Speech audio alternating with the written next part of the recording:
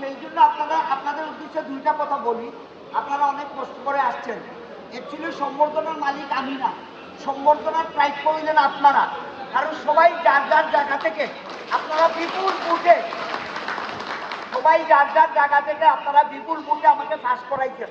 আমি পাস করছি দেখতে 55 বছরে শ্রীমঙ্গল কমলগঞ্জে একজন বিএনপির এমপি আপনারা পাইছেন।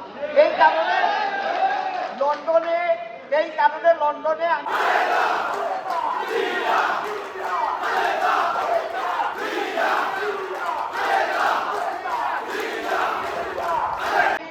গেছিলাম। তারা অনেক সহযোগিতা করছে এর আগে ভোটের সময়।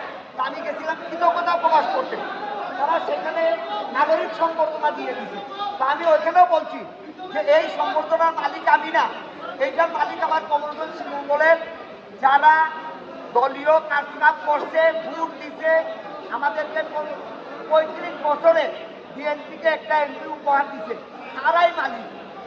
আমি মনে করি আপনারা আজকের সম্বর্ধনার মালিক হলেন আপনারা।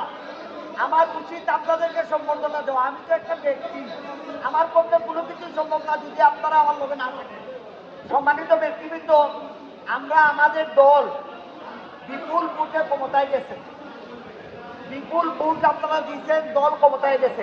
এখন আমরা বিএনপিকে নিয়ে ফসল করে উঠানোর সময় আমাদের, আমরা এখন ধান ক্ষেত করছি, ধান পাকছে, ঘরে ফসল উঠানোর সময়। এই সময়ে আপনারা দেখবেন একটা দুইটা দল